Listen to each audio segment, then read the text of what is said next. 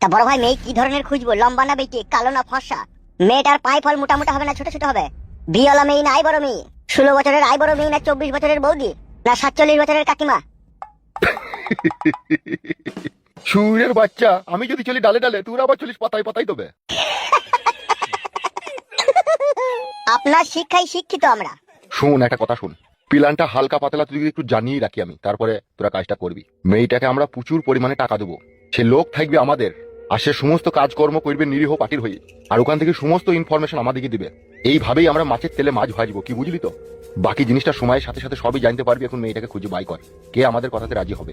সত্যি উস্তাদ, ভগবান যে আপনাকে কি দিয়ে তৈরি করেছে সেটা ভগবানই জানে। বেশি কথা না মারিয়ে যাবে, মেয়েটাকে খুঁজে লিয়ে আয়। হ্যাঁ যাচ্ছে। রাজনীতি মানেই তো দাবাগুটি চাল, আর এমন চাল আমি চাইবো হাতিকে গিলে খেয়ে নেবে ঘোড়া, আর ঘোড়াকে গিলে খেয়ে নেবে রাজা, অবশেষে মরবে শালা পূজা।